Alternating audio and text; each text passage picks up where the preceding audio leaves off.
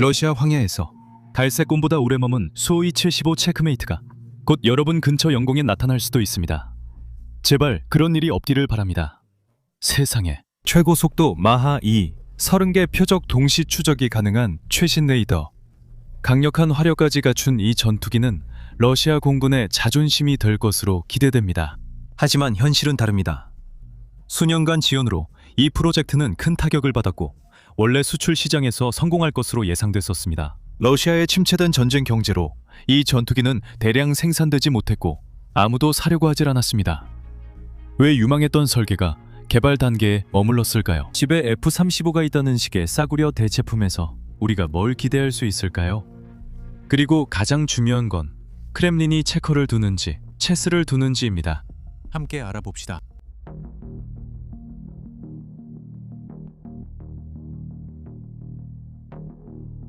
그러니 이 러시아식 돌려말하기는 그만두죠.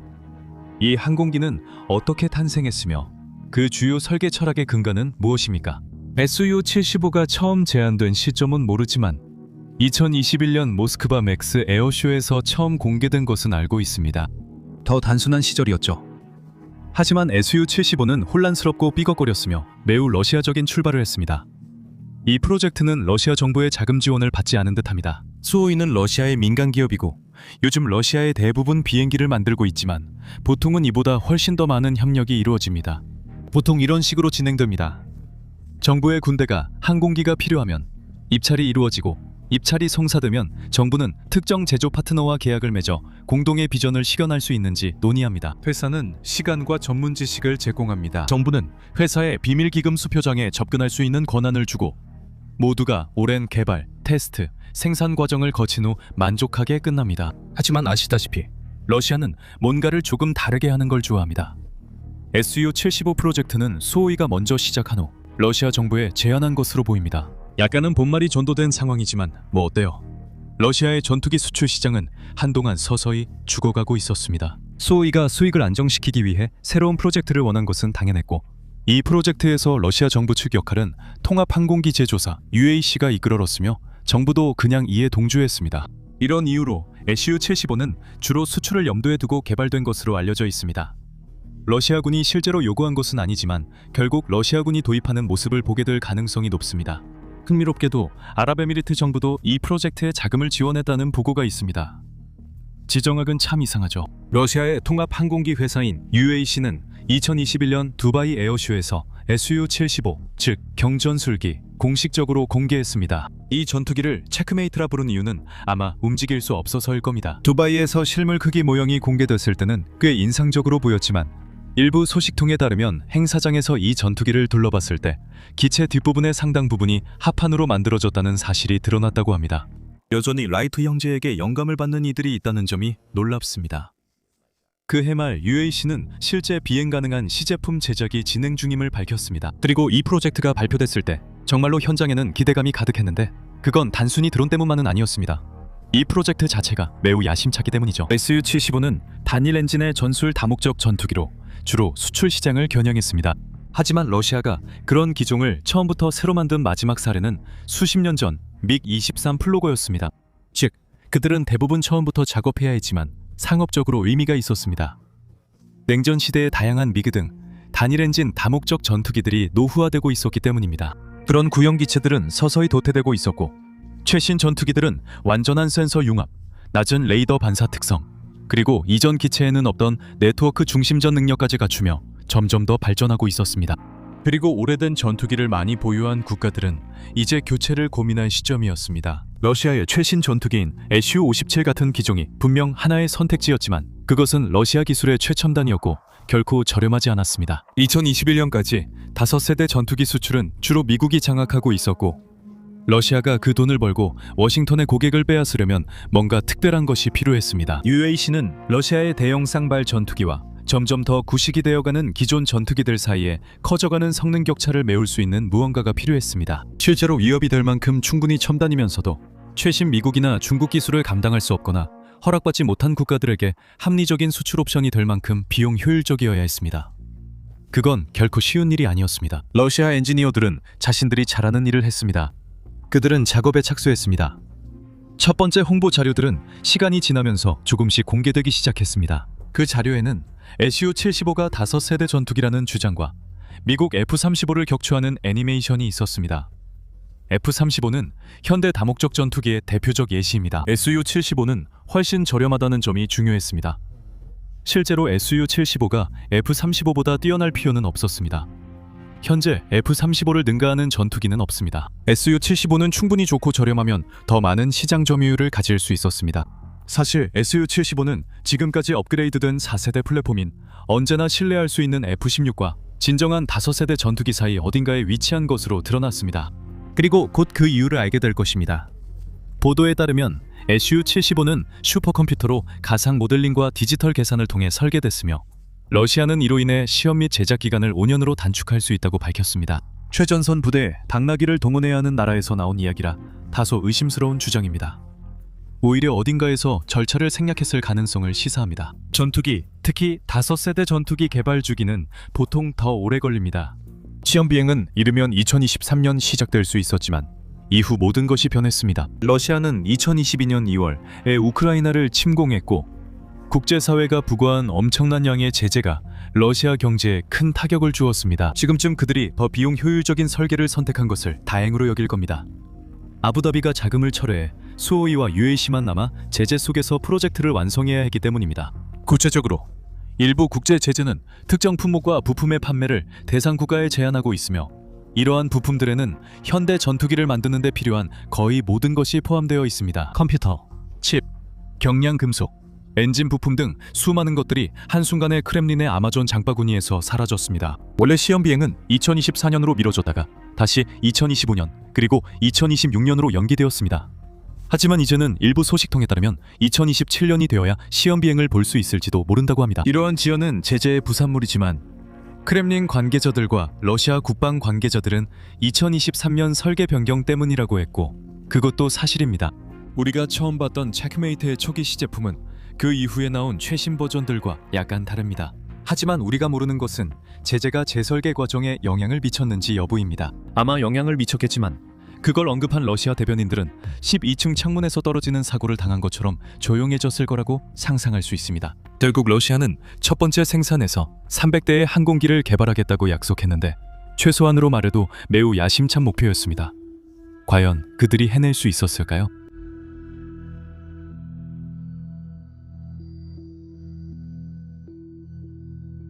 좋습니다. 이제 실제로 체크메이트를 살펴보고 예비 보고서에서 이 항공기가 무엇을 할 수 있을지 평가해 볼 시간입니다.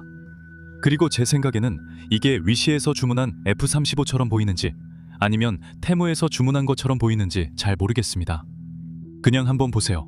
사실 공식 UAC 렌더링과 시간이 지나면서 공개된 모델을 보면 2021년 버전과 2023년에 디자인이 변경된 버전의 차이를 위에서 아주 잘 볼 수 있습니다. 이제 날개는 더 뚜렷한 다이아몬드 형태 패턴을 가지며 날개 뿌리는 전투기 기수까지 연장되었습니다. 전면 공기 흡입구, 날개 끝, 뒤쪽 방향타의 형태가 변경되었고 조종석 캐노피도 톱니 모양 디자인으로 바뀌었습니다. 무엇을 위해서일까요? 아마도 저렇게 설계한 데에는 매우 똑똑한 공학적 이유가 있을 겁니다. 하지만 저희는 그냥 멋있어 보여서 그렇게 했다고 생각하고 싶네요. 이러한 설계 변경이 초기 테스트에서 좋지 않은 결과에 대응하기 위해 이루어진 것인지 아니면 수호이가 비용 제약 때문에 조달과 유지가 더 쉬운 약간 다른 부품을 사용하게 된 것인지는 명확하지 않습니다. SU-75의 핵심 설계 철학 중 하나는 이미 생산 중인 SU-57 펠론과의 공용성에 중점을 두고 있다는 점입니다. 이론적으로 이는 공통 부품의 공급을 유지하고 제조 과정을 단순화하며 설계 복잡성을 줄이는 데 도움이 됩니다. 이것이 바로 러시아 군수 제조 교리의 전형적인 예로 일부 분야에서 생산 위험을 낮추는 반면 취약 지점이 더 집중되는 단점도 있습니다. 예를 들어 체크메이트는 펠론이 쓰는 것과 같은 엔진의 단일 버전을 사용합니다. 하지만 서방 제재나 우크라이나군이 엔진 부품을 표적으로 삼으면 두 비행기 모두 주요 부품 교체 없이는 제작이 어려워져 성능이 저하될 수 있습니다. 항공기 제조에는 공짜가 없고 오직 트레이드오프만 있을 뿐입니다. 예를 들어 러시아인들이 적어도 경항공기로 간주함에도 불구하고 체크메이트는 자신들이 이기고자 하는 F-35보다 훨씬 더 큽니다. 체크메이트의 길이는 약 17.7m, 즉 58피트로 추정되며 이는 F-35 라이트닝 IA의 15.7m, 즉 51.4피트와 비교됩니다. 체크메이트의 날개 폭은 11.8m, 즉 38.7피트로 F-35보다 1m 이상 넓습니다. 물론 더 큰 설계에는 장점이 있지만 실제로는 중형급에 더 가까운 것으로 보입니다. 그리고 금속이 최대 속도로 공기를 가르며 날아올 때는 1인치라도 크기가 중요합니다. 더 큰 크기 때문에 체크메이트 설계자들의 많은 목표가 특히 전면에서 레이더 탐지율을 줄이는 데 집중된 것으로 보입니다. 결국 비행기를 스텔스 전투기라고 부르려면 실제로 스텔스 기능이 있어야 하니까요. 이것이 독특한 꼬리와 날개 형태의 설계 배경을 설명하는 것 같습니다. 기체 후방의 더 중요한 설계는 기존의 수직 꼬리 날개와 수평 안정판을 대신해 두 개의 비스듬한 면이 V자 형태를 이루도록 했습니다. 이런 설계는 소형 항공기, 초경량 글라이더, 로키드 F-117 나이트호크 등 다른 스텔스 항공기에서도 볼 수 있습니다. 이 V자형 구조는 방향타와 승강타, 즉 러더베이터 역할을 동시에 하며 디지털 비행 제어 시스템을 통해 피치와 요를 결합해 제트기가 안정적으로 비행할 수 있게 해줍니다. 동시에 적의 레이더에探知되기 어렵게 만듭니다. 또한 전방동체 아래에는 드버터리스 초음속 흡입구, 즉 DSI라고 불리는 장치가 분명히 있습니다. 이 방식은 복잡한 흡입 덕트 없이 무게와 비용, 유지보수 부담을 줄이고 비행기의 초고속 비행을 가능하게 합니다. 현재 많은 첨단 전투기에 F-35, 중국 J-35처럼 이런 장치가 있습니다. 하지만 우리가 보고서에서 제시된 내용보다 이 항공기의 외형과 겉으로 보이는 특징에 대해 더 많이 이야기하는 데는 이유가 있습니다. 이 전투기는 설계 변경으로 인해 예상과 달리 일부 성능이 달라졌을 가능성이 높습니다. 우리가 볼 수 있는 건 더 확실한 정보입니다. 공학과 물리학은 속일 수 없으니 대부분 전투기는 비슷하게 생깁니다. 그러나 보이지 않는 부분은 파악이 더 어렵습니다. 저희는 체크메이트에 기대할 만한 스펙을 정리해 알려드릴 예정입니다. 다만 이 수치는 확정된 값이 아니라 최적 성능을 가정한 추정치임을 참고해주세요. 이런 정보를 얻을 좋은 자료를 찾기 어렵고 다양한 요인이 수치에 큰 영향을 미칩니다. 특히 프로젝트가 몇 년 지난 뒤 크게 재설계되면 수치가 많이 달라질 수 있죠. 이 모든 점을 고려해 지금부터 추진, 시스템부터 저희가 아는 내용을 말씀드리겠습니다. 우리는 펠론에 어떤 엔진이 들어가는지 알기 때문에 체크메이트도 SU-57 변형에 쓰이는 세턴 AL-51F1 터보팬 파생형 엔진이 쓰일 가능성이 높다는 근거가 있습니다. 이 선택은 러시아가 더 높은 추력 대비 중량, 향상된 연료 효율, 빠른 생산을 목표로 함을 보여줍니다. 하지만 전체 엔진을 처음부터 설계해야 한다는 점은 시간을 어느 정도 절약할 수 있지만 우리가 앞서 언급했던 공급망 위험과 관련된 초기 문제들을 드러내기도 합니다. 자료에 따르면 이 기체에서는 최소 14,500kg 이상의 추력을 낼 수 있다고 합니다. 미국 친구들을 위해 말하자면 이는 32,000파운드가 넘는 수치입니다. 이 추력 덕분에 체크메이트는 매우 빠르며 F터버너 사용 시 마하 1.872까지 도달할 수 있습니다. F-35는 마하 1.6까지 속도를 낼 수 있지만 그 이상은 스텔스 스코팅 손상 때문에 제한됩니다. SU-75가 그런 속도를 내려면 고고도에서 최적화된 비행이 필요합니다. 하지만 체크메이트가 초음속 순항이 가능하다는 희망 섞인 보고도 있습니다. 이는 애프터버너 없이 마하 1 이상의 속도로 비행한다는 의미지만 실제로 기체가 제대로 테스트되기 전까지는 진지하게 받아들일 수 없습니다. 러시아의 항공교리는 근접 공중전이나 심층 타격 임무와 같은 상황에서 속도와 기동성을 우선시할 계획입니다. 반면 F-35와 같은 플랫폼의 주요 목표는 적이 존재하는지도 모르는 사이에 자신이나 킬체인 내 무언가가 적을 먼저 격파하는 데 있습니다. 그러한 러시아의 오래된 항공교리의 영향으로 체크메이트 역시 3차원 추력 편형 엔진을 사용할 것으로 알려졌습니다. 이 엔진은 매우 멋지지만 사실상 불필요한 공중기동을 가능하게 해줍니다. 이러한 능력을 보장하려면 종종 매우 값비싼 장비가 필요하기 때문에 이러한 기술이 모든 변종에 적용될지는 아직 알 수 없습니다. 요즘 전 세계적으로 전투기 교리는 시계외 교전으로 이동하고 있지만 만약 갑자기 F-22 랩터가 시야내에 나타난다면 조종사라면 누구나 목숨을 걸고 도망칠 때 그런 기능이 있는 게 더 좋을 겁니다. 게다가 드론 전쟁 덕분에 현재 영공은 그 어느 때보다 혼란스러워졌기 때문에 만약 분쟁 지역에 진입해야 한다면 적합한 조종사에게는 전장에서 몇 가지 이점을 제공할 수도 있습니다. 최대 상승 고도는 약 16,500m, 즉 54,000피트로 보고되며 이는 F-35와 비슷한 수준입니다. 이 항공기는 약 3,000km의 페리 항속거리를 가지지만 실제 작전 범위는 연료, 무장, 정비, 전력 준비 등 여러 요인에 따라 달라질 수 있습니다. 실제 전투작전 범위는 약 1000km로 예상되며 이는 미국 동급 기종과 비슷한 수준입니다. 체크메이트는 짧은 이착륙 능력도 갖춘 것으로 소문이 나 있는데 보고에 따르면 4500m 길이의 활주로에서도 운용이 가능하다고 합니다. 러시아는 보통 더 크고 빠른 비행기를 만들어 긴 활주로가 필요한데 이런 접근 방식은 러시아에 다소 새롭습니다. 이 항공기는 주로 수출을 목표로 하고 있기 때문에 잠재적인 구매국들은 이것을 큰 장점으로 여길 것입니다. 전쟁에서는 비행기를 공중에서 격추하는 것보다 지상에서 파괴하는 것이 더 쉬워 종종 주요 전투기가 이륙하지 못하게 비행장 활주로가 공격받습니다. 이륙거리가 짧을수록 적이 활주로를 무력화시키기 위해 더 많이 파괴해야 하고 전투기를 성공적으로 이륙시킬 수 있는 기회가 더 커집니다. 이제 무장에 대해 이야기해 보겠습니다. 대부분의 무장은 체크메이트에 장착되거나 내부에 탑재되는 것이기 때문에 이 부분에 대한 정보가 더 많습니다.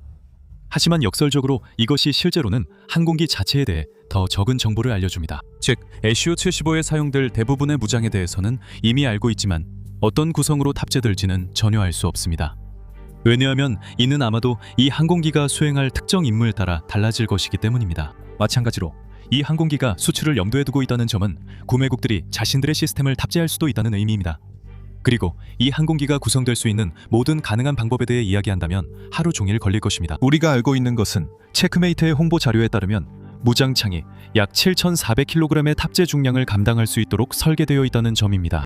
내부 무장창은 치명성을 유지하면서도 레이더 반사 면적을 줄일 수 있게 해줍니다. 스텔스가 적의 시야 밖에서 적을 식별할 수 없게 만드는 것보다 덜 중요할 때는 다양한 날개 하드포인트에 공대공, 공대지, 공대함 무기를 다양하게 탑재할 것으로 예상됩니다. 또한 30mm 자동포도 장착될 예정입니다. F-35의 기관포가 25mm라서 이렇게 했다고 말하고 싶지만 아마도 SU-57에 사용하는 것과 동일하거나 비슷한 기관포를 사용할 것이기 때문일 겁니다. 사실 SU-75라는 명칭조차도 이 전투기가 쌍발 엔진 괴물의 기묘한 평행 세계판임을 수호이가 암시하는 것처럼 보입니다. 하지만 실제로 러시아인들은 창의적인 사람들입니다. 이 나라는 고장나지 않은 것조차 억지로 개조하는 데 자부심을 갖고 있으니 무유도 폭탄, 레이저 유도 폭탄, 심지어 활공 탄약 같은 것들이 언젠가는 이 기체의 하부에 달려있는 모습을 상상할 수 있습니다. 전자전 장비에 관해서는 체크메이트가 결국에는 다른 5세대 전투기들처럼 능동 전자 주사식 방식의 에이시어 레이더를 갖추게 될 것으로 추정됩니다. 이 기체는 F-35에서 쓰이는 통합 전자전 시스템, 데이터 링크, 적외선 탐색 및 추적 시스템 등 다양한 첨단 장비를 갖출 예정입니다. 이론적으로 보고서에 따르면 체크메이트는 최대 400km 떨어진 30개의 표적을 동시에 추적하고 그중 6개까지 미사일로 교전할 수 있을 것으로 보입니다. 하지만 레드 옥토버처럼 주방 테이블 밑에 숨기 전에 이는 매우 야심찬 주장임을 알아두세요. 최적의 조건이라면 가능할 수도 있습니다. 하지만 이 비행기가 최적 조건에서 얼마나 자주 작전할 수 있을까요? 항공전자 아키텍처는 개방형 아키텍처 전자장비와 비용 최적화된 에이서 레이더를 기반으로 한다고 하는데 이건 수호이가 기존 펠론 시스템과 모두 호환되도록 만들겠다는 멋진 표현입니다. 소프트웨어 공통성 등은 훈련, 물류, 장기 비용을 줄일 수 있으나 비용 효율성에만 집중하면 체크메이트가 공중에서 약점을 보일 수 있습니다. 이는 SU-75의 전자전 장비 약점과 비슷한 문제에 직면할 수 있습니다. 이것은 러시아가 지금 당장 많은 것을 바꾸거나 새로운 것을 시도할 필요가 없다는 의미입니다. 수십 년 만에 처음으로 단일 엔진 설계를 도입하는 만큼 기존에 작동하고 검증된 인프라의 이를 통합하는 것이 현명한 선택입니다. 하지만 단점은 러시아가 규모의 경제를 위해 모든 노력을 해야 한다는 점입니다. 에이서 레이더나 그 부품의 평균 가격이 얼마나 비쌀지 짐작해보세요. 힌트도 드리겠습니다. 정말 엄청나게 비쌉니다. 그리고 전투기에 꼭 필요한 복잡한 전자장비가 제재로 인해 금지된 상황에서는 더더욱 비쌉니다. 결국 이것이 의미하는 바는 두 가지 중 하나입니다. SU-75의 생산 속도가 느릴 가능성이 높거나 아니면 더 비싼 일부 기능 없이 출고될 것입니다. 일반 대중은 아직 체크메이트의 조종석을 본 적이 없어서 추측 이상의 이야기를 하기는 어렵지만 2021년 맥스쇼에서 공개된 홍보자료에 따르면 체크메이트 조종사들은 인공지능의 도움을 받을 것이라고 합니다. 그것은 아마도 5세대 전투기들처럼 조준과 추적을 돕는 헬멧 일체형 헤드업 디스플레이 같은 것이나 어쩌면 비행 제어 보조 기능까지 포함될 수 있겠지만 실제로 운용되기 전까지는 확실히 알 수 없습니다. 우리가 기대할 수 있는 점에 대해 조종석 내부를 본 서방 언론인들은 그것이 SU-57과 동일하다고 말합니다. 참 아이러니하죠. 보고서에 따르면 모든 것을 고려해도 전체 항공기 가격은 약 2,500만 3천만 달러입니다. 다시 말하지만 여기서 보고 있는 기체의 규모를 감안하면 그 가격은 지나치게 낙관적입니다. 진정한 5세대 전투기는 정말 비쌉니다. 그리고 F-35의 기본 가격은 약 8천만 달러입니다. 기본형 기준입니다. 체크메이트는 기본적으로 더 저렴하고 제한적인 옵션이라고 알려져 있고 미국 전투기들은 악명 높게 비싸지만 그 가격대는 여전히 상당히 희망사항에 가깝습니다. 러시아는 잠재 구매자에게 매력적으로 보이려 가격을 낮춰 서방 기술이 더 비싸 보이게 했습니다.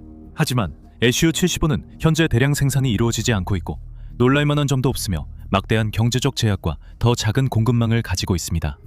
이런 모든 점들이 단위당 가격을 더 비싸게 만듭니다. 2,500만 3천만 달러는 크렘린이 이상적 경제 상황에서 제시할 수 있는 기본 최저가입니다. 실제로 그럴 가능성은 매우 낮습니다. 궁극적으로 UAC가 이 일을 해내면 복잡한 전자전 환경이나 방공 시스템으로 보호된 지역에서도 효과적인 항공기를 보유하게 됩니다. 이 항공기는 구형 체계를 대체할 비교적 저렴한 현대식 기체입니다.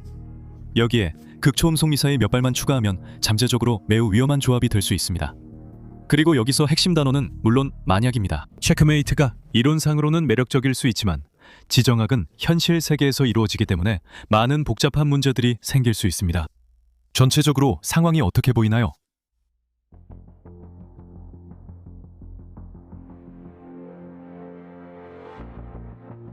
겉보기에 체크메이트는 매력적인 제안입니다. 과거의 단일 엔진 전투기들이 자연스러운 수명 주기의 끝에 다다르고 있는 이 시점에 수상한 블라드 아저씨가 긴 트렌치 코트를 입고 나타나서 F-35를 하늘에서 격추시킬 수 있는 신형 전투기를 훨씬 저렴한 가격에 내놓고 있습니다. 너무 좋아서 믿기 힘들 정도입니다. 그리고 실제로 그렇기 때문에 이건 체크메이트의 잘못이 아닙니다. 체크메이트 개발에 대해 이해해야 할 핵심은 이 전투기가 국제 제재와 전쟁에 의해 형성된 산업 생태계 안에서 개발되고 있다는 점입니다. 앞서 언급했듯이 제재는 항공우주 생산에 정말로 치명적입니다.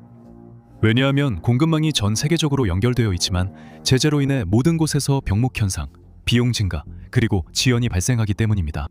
러시아는 자국 내 군수 산업이 있음에도 불구하고 항공 산업에서 필수적인 수입 미세 전자부품, 첨단 공작 기계, 그리고 글로벌 금융 네트워크에 의존해 왔습니다. 이런 것들을 빼앗으면 러시아 경제가 이러한 부품과 기계를 확보하는 능력과 속도가 저하됩니다. 이것이 바로 체크메이트가 펠론과 많은 부품을 공유하게 되는 이유이기도 합니다. 실제로 비행기를 날리고 싶다면 선택지가 그리 많지 않습니다. 러시아는 제재를 피해 부품을 구할 수 있지만 비용이 많이 들고 한계가 있습니다. 자체 생산도 가능하지만 글로벌 시장 접근이 없으면 매우 느립니다. 수십 년 만에 새로운 다목적 전투기 프로그램을 시작하기에 최선의 환경인지 고민해야 합니다. 답은 분명히 아니오입니다. 그 결과 실제 기체들이 아직 날고 있지는 않더라도 SU-75의 미래는 여전히 매우 불확실합니다. 체크메이트는 2021년 첫 공개 후 모호한 경계에 있었습니다. 완전히 죽지도 살아있지도 않은 슈레딩거의 다목적 전투기죠. 이게 바로 F-35 킬러입니다. 이 전투기는 더 저렴하고 더 빠르고 더 강력해서 결정적인 일격으로 서방을 무릎 꿇릴 준비가 되어 있었습니다. 이름 자체가 체크메이트잖아요. 그런데도 그때 이후로 이 프로젝트는 본격적인 다목적 전투기라기보다는 개념 시연기에 더 가까웠습니다. 프로그램이죠. 수년간의 재설계와 기타 지연 속에서 알려진 뉴스만 계속 나왔습니다. 중요한 이정표들은 조용히 사라졌고 모두가 아무것도 없는 채로 그저 기다리기만 했습니다. 2025년 말 두바이 에어쇼에서 체크메이트 모형이 공개됐을 때 러시아 측과 수석 시험 비행사 세르게이 보그단 등 참석자들은 러시아가 평소보다 훨씬 일치된 메시지를 보여줬습니다. 메시지는 간단했습니다. 이 항공기는 종이 위에만 존재하는 것이 아니라 실제로 존재하며 첫 시험 비행이 2026년 초에 이루어질 것이라는 것이었습니다. 이 프로그램에 가까운 엔지니어들에 따르면 이 항공기는 구조적으로 완성됐으며 현재 러시아 시제기들의 개발을 역사적으로 늦춰온 까다로운 통합 작업이 진행 중이라고 합니다. 그러나 SU-57과 시스템이 매우 유사해 통합 작업이 효율적으로 진행될 것으로 보입니다. 지금 여러분이 이 영상을 보고 있는 시점은 확실히 2026년 초를 지난 시점이지만 지금까지 아무런 소식도 들리지 않고 있습니다. 러시아가 비밀리에 시험 비행을 했을까요? 아니면 또 지연이 있을까요? 알기 어렵지만 이 항공기가 수출용이라는 점을 감안하면 만약 수호이가 처음으로 시스템을 가동했다면 분명히 자랑했을 거라고 생각할 수 있습니다. 그런데 이상하게도 아무런 소식이 없습니다. 하지만 이런 상황은 예전에도 있었습니다. 처음에는 첫 시험 비행이 2023년에 이루어질 것이라고 했지만 이후 지연되어 2024년으로 다시 2025년으로 그리고 2026년 초로 계속 미뤄졌습니다. 이 전투기가 실제 존재함을 확실히 알 수 있는 데는 돈바스 상공에서 직접 보거나 누군가가 구매했을 때뿐입니다. 그 두 가지 가운데 어느 쪽이든 실현되기까지 얼마나 걸릴지는 시간이 지나야 알 수 있습니다. 대량 생산은 빨라도 2027년에 시작될 예정입니다. 그때까지는 대부분이 이 전투기를 검증 안 된 설계와 이론적 성능만 가진 기체로 볼 것입니다. 하지만 러시아는 오히려 그게 더 나을 수도 있습니다. 우리가 말한 체크메이트는 전투기로서 긍정적이지만 몇 가지 문제가 있는데 우선 스텔스 성능이 그리 뛰어나지 않습니다. 지금까지 본 수호이 75의 특징을 보면 체크메이트는 F-35처럼 완전한 스텔스기보다는 어느 정도 스텔스 성능을 목표로 하는 전투기임을 알 수 있습니다. 러시아가 레이더 반사 신호를 줄이려 노력했지만 이 전투기는 여전히 일반 경다 목적 전투기보다 큽니다. 앞서 말씀드렸듯이 이 전투기는 중형급 설계에 더 가깝고 그만큼 강력한 화력과 속도를 얻는 대신 스텔스 성능에서는 어느 정도 타협이 이루어졌습니다. 이런 전투기를 침대 아래 숨길 순 없겠죠. 전 세계 많은 국가들이 먼저 적을 탐지해서 먼저 격추시키는 것을 우선시하는 공군 교리를 발전시키고 있기 때문에 이런 점은 일부 국가들에게 문제가 될 수 있습니다. 예를 들어 나토 국가들은 이런 정책을 따르므로 러시아가 이 전투기를 나토군에 사용하면 어려움을 겪을 수 있습니다. 현실적으로도 제재로 인해 이 프로젝트의 기술적 위험이 더욱 커졌습니다. 특히 최신 엔진, 디지털 비행 제어 시스템, 그리고 저피탐 기체를 통합하는 데 있어서 그렇습니다. 효과적인 다목적 전투기가 되기 위해서는 정찰부터 근접 공중전까지 모든 분야에서 어느 정도는 무난하게 해낼 수 있어야 합니다. 그리고 SU-75가 이론상으로는 확실히 뛰어난 성능을 가지고 있지만 스텔스에 집중하지 않은 점이 실제 전투에서 어떻게 성능을 발휘하느냐에 따라 이 프로젝트의 성공과 실패를 좌우할 수 있습니다. 이것은 F-35와 같은 최첨단 5세대 다목적 전투기에는 없는 설계상 분명한 빈틈로 보입니다. 물론 더 저렴하겠지만 러시아가 원하는 F-35를 상대할 수준의 전투기 세대를 최저 가격에 얻는 것은 아니라는 점에 주목해야 합니다. F-35의 핵심 기능과 발전된 기술이 빠진 성능이 낮은 전투기 세대를 얻게 되는 것입니다. 오늘날 많은 공군은 덜 발전된 전투기를 많이 갖는 것보다 더 발전된 전투기를 소수 보유하는 것이 전장에서 더 낫다고 생각합니다. 최대한 좋게 봐도 개념적으로 체크메이트는 F-35와 몇 가지 공통점을 가지고 있지만 모스크바가 뭐라고 주장하든 실제로는 F-35와 동급이 될 수 없습니다. 칭찬할 만한 노력이나 복잡성과 비용 면에서 진정한 중량급 5세대 플랫폼보다 반단계 아래에 머물러 있습니다. 이 반단계 차이가 실제 전투에선 큰 차이를 만듭니다. 사실상 러시아의 말이 맞습니다. 이런 것에 대한 시장은 분명히 존재하지만 여기서 반드시 던져야 할 핵심 질문은 이것입니다. 러시아가 과연 이걸 실제로 제공할 수 있는 나라냐는 거죠. 이런 설계에 진짜 좋은 점들이 많긴 하지만 체크메이트는 설계, 가격, 일정 모든 면에서 너무나 야심차기 때문에 이 프로젝트가 과연 얼마나 진지한지에 대한 의문이 생길 수밖에 없습니다. 이 점은 SU-75의 제한된 홍보 자료에서도 드러나며 자료와 현실이 충돌할 때 혼란이 커집니다. 시청해주셔서 감사합니다.